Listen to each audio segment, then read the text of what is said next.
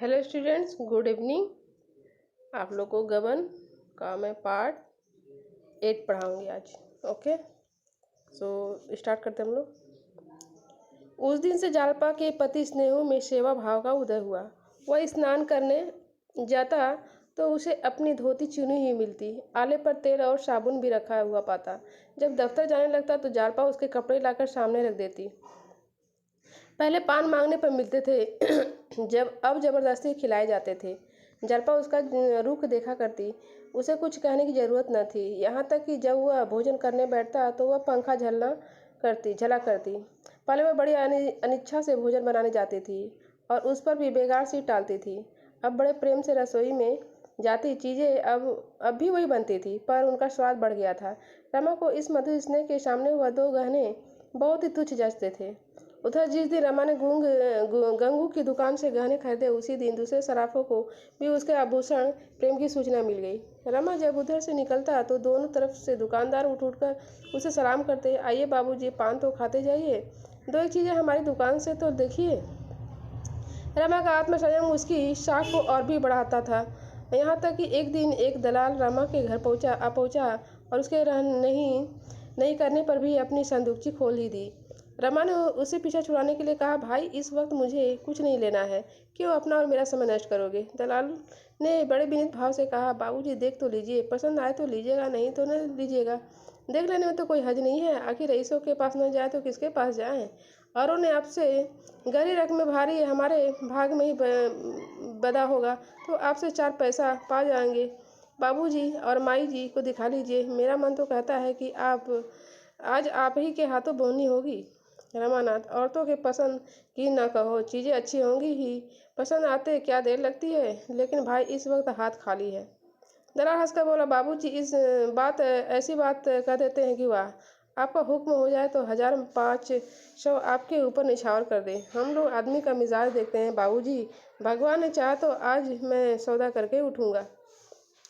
दलाल ने संदूकची से 2 चीज़ें निकाली। एक तो नए फैशन का जड़ाऊ कंगन था और दूसरा कानों का रिंग। दोनों ही चीज़ें अपूर्व थी, ऐसी चमक थी मानो दीपक जल रहा हो। 10 बजे थे, दयानाथ दफ्तर जा पहुँच चुके थे। वह भी भोजन करने जा रहा था। समय बिल्कुल न था लेकिन इन दोनों चीज़ों की देख कर उसे किसी बात की सुध ही न रही। दोनों केस लिए हुए घर में आया। उसके हाथ में केस देखते ही दोनों स्त्रियां टूट पड़ी और उन चीज़ों को निकाल कर देखने लगी। उनकी चमक दमक ने उन्हें ऐसा मोहित कर लिया कि गुण दोषों की विवेचना करने की उनमें शक्ति ही न रही। रामेश्वर, आजकल की चीज़ों के सामने तो पुरानी चीज़ें कुछ जचती ही नहीं। जालपा, रामेश्वरी बोल रही, मुझे तो उन पुरानी चीज़ों को देखकर क्या आने लगती है, न जाने उन दिनों औरतें कैसे पहनती थी। रमा ने मुस्कुराकर कहा, तो दोनों चीज़ें पसंद है ना। जालपा, पसंद क्यों नहीं है, अम्मा जी तुम ले लो। रामेश्वरी ने अपनी मनोव्यथा छिपाने के लिए सिर झुका लिया। जिसका सारा जीवन गृहस्थी की चिंताओं में कट गया, वह आज क्या स्वप्न में भी इन गहनों के पहनने की आशा कर सकती थी।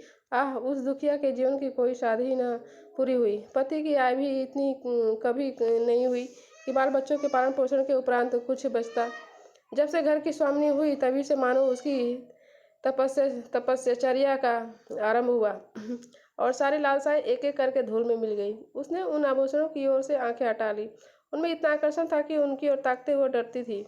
कभी उसकी विरक्ति का पर्दा न खुल जाए। बोली, मैं लेकर क्या करूँगी बेटी, मेरे पहनने ओढ़ने के दिन तो निकल गए, कौन लाया है बेटा, क्या दाम है इनके। रमानाथ, एक शराब दिखाने लाया है, अभी दाम हम नहीं पूछे हैं, मगर ऊंचे दाम होंगे। लेना तो था ही नहीं, दाम पूछकर क्या करता। जालपा, लेना ही नहीं था तो यहाँ लाए क्यों। जालपा ने यह शब्द इतने आवेश में आकर गए कि रमा खिसिया गया। उनमें इतनी उत्तेजना, इतना तिरस्कार भरा हुआ था कि इन गहनों को लौटा ले जाने की उसकी हिम्मत न पड़ी। बोला, तो ले लूँ। जालपा, अम्मा लेने ही नहीं कहती तो लेकर क्या करोगे, क्या मुफ्त में दे रहा है। रमानाथ, समझ लो मुफ्त में ही मिलते हैं। जालपा, सुनती हो अम्मा जी इनकी बातें, आप जाकर लौटा आइए, जब हाथ में रुपए होंगे तो बहुत गहने मिलेंगे। रामेश्वरी ने मोहशक्त स्वर में कहा, रुपए अभी तो नहीं मांगता। जालपा, उधार भी देगा तो सूद तो लेगा ही। रमाना, तो लौटा दूँ, एक बात चटपट तय कर डालो, लेना हो ले लो, न लेना हो तो लौटा दो, मुँह और दुविधा में न पड़ो। जालपा को यह स्पष्ट बातचीत इस समय बहुत कठोर लगी। रमा के मुँह से उसे ऐसी आशा न थी। इनकार करना उसका काम था। रमा को लेने के लिए आग्रह करना चाहिए था। रामेश्वरी की ओर लालायित नेत्रों से देखकर बोली, लौटा दो, रात दिन के तकाजे कौन सहेगा। वह केशों में बंद करने वाली ही थी कि रामेश्वरी ने कंगन उठाकर पहन लिया, मानो एक क्षण भर पहनने से ही उसकी साथ पूरी हो जाएगी। फिर मन में इस अवक्षेपण पर लज्जित होकर उसे उतारना चाहती थी वह कि रमा ने कहा, अब तुमने पहन लिया अम्मा तो पहने रहो, मैं तुम्हें भेंट करता हूँ। रामेश्वर की आंखें सजल हो गई। जो लालसा आज तक न पूरी हो सकी वह आज रमा की मातृभक्ति से पूरी हो रही थी। लेकिन क्या वह अपने प्रिय पुत्र पर ऋण का इतना भारी बोझ रख देगी? अभी वह बेचारा बालक है, उसकी सामर्थ्य क्या है? न जाने रुपए जल्द हाथ आए या देर में। दाम भी तो मैं नहीं मालूम। अगर ऊंचे दामों का हुआ तो बेचारा देगा कहाँ से? उसे कितने तकाजे सहने पड़ेंगे और कितना लज्जित होना पड़ेगा। कातर स्वर में बोली, नहीं बेटा, मैंने यूं ही पहन लिया, ले जाओ, लौटा दो। माता का उदास मुख देखकर रमा का हृदय मातृ प्रेम से हिल उठा। क्या ऋण के भय से वह अपनी त्याग मूर्ति माता की इतनी सेवा भी न कर सकेगा? माता के प्रति उसका कुछ कर्तव्य तो है। बोला, रुपए बहुत मिल जाएंगे अम्मा, तुम इसकी चिंता मत करो। रामेश्वरी ने बहू की ओर देखा, मानो कह रही थी कि रमा मुझ पर कितना अत्याचार कर रहा है। जालपा उदासीन भाव से बैठी थी। कैसे उसे भय हो रहा था कि माताजी यह कंगन ले न ले। मेरा कंगन पहन लेना बहू को अच्छा नहीं लगा, इससे मैं रामेश्वरी को संदेह नहीं रहा। और उसने तुरंत कंगन उतार डाला और जलपा की ओर बढ़ाकर बोली, मैं अपनी ओर से तुम्हें भेंट करती हूँ। मुझे जो कुछ पहनना ओढ़ना था ओढ़ पहन चुकी, अब तो जरा तुम पहनो देखूं। जलपा को इसमें जरा भी संदेह न था कि माताजी के पास रुपए की कमी नहीं। वह समझी शायद आज वह पसीज गई हैं और कंगन के रुपए दे देंगी। एक क्षण पहले उसने समझा था कि रुपए रमा को देने पड़ेंगे, इसलिए इच्छा रहने पर भी वह उसे लौटा देना चाहती थी। जब माताजी उसका दाम चुका रही थी तो वह क्यों इनकार करती, मगर ऊपरी मन से बोली, रुपए ना हो तो रहने दीजिए अम्मा जी, अभी कौन जल्दी है। रमा ने कुछ चिढ़कर कहा, तो तुम यह कंगन ले रही हो? जालपा, अम्मा अम्मा जी नहीं मानती तो मैं क्या करूं? रामेश्वरी, और ये रिंग, इन्हें भी क्यों नहीं रख लेती? जालपा, जाकर दाम तो पूछा हो। रमा ने अधीर होकर कहा, तुम इन चीज़ों को ले जाओ, तुम्हें दाम से क्या मतलब। रमा ने बाहर आकर दलाल से दाम पूछा तो सन्नाटे में आ गया। कंगन 700 के थे और रिंग 150 के। इसका अनुमान था कि कंगन अधिक से अधिक 300 के होंगे और रिंग 40-50 रुपए के। पछताए कि पहले की यह दाम पूछे क्यों नहीं लिए, नहीं तो इन चीज़ों को घर में ले जाने की नौबत ही क्यों आती। फिर तो वह शर्माती थी, मगर कुछ भी हो फेरना तो पड़ेगा ही, इतना बड़ा बोझ है वह सिर पर नहीं ले सकता। दलाल से बोला, बड़े दाम है भाई, मैंने तो 300-400 के भीतर ही रखा था। दलाल का नाम चरण दास साहब। बोला, दाम में 1 कौड़ी फर्क पड़ जाए सरकार तो मुंह न दिखाऊं। धनी राम की कोठी का तो माल है, आप चलकर पूछ लें।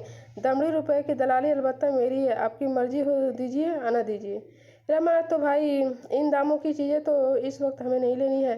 चरण दास, ऐसी बात ना कहिए बाबूजी। आपके लिए इतने रुपए कौन बड़ी बात है। 2 महीने भी माल चल जाए तो इसके दूने हाथ आ जाएंगे। आपसे बढ़कर कौन शौकीन होगा। यह सब रईसों के ही पसंद की चीज़ें हैं, गंवार लोग इनकी कदर क्या जाने। रमा, 850 बहुत होते हैं भाई। चरणदास, रुपए का मुंह न देखिए बाबूजी, जब बहू जी पहन कर बैठेंगी तो एक निगाह से सारे रुपए तर जाएंगे। रमा का विश्वास था कि जालपा गहनों का यह मूल्य सुनकर आप ही बिचक जाएगी। दलाल से और बातचीत न की, अंदर जाकर बड़े जोर से हंसा और बोला, आपने इस कंगन का क्या दाम समझा था माँ जी?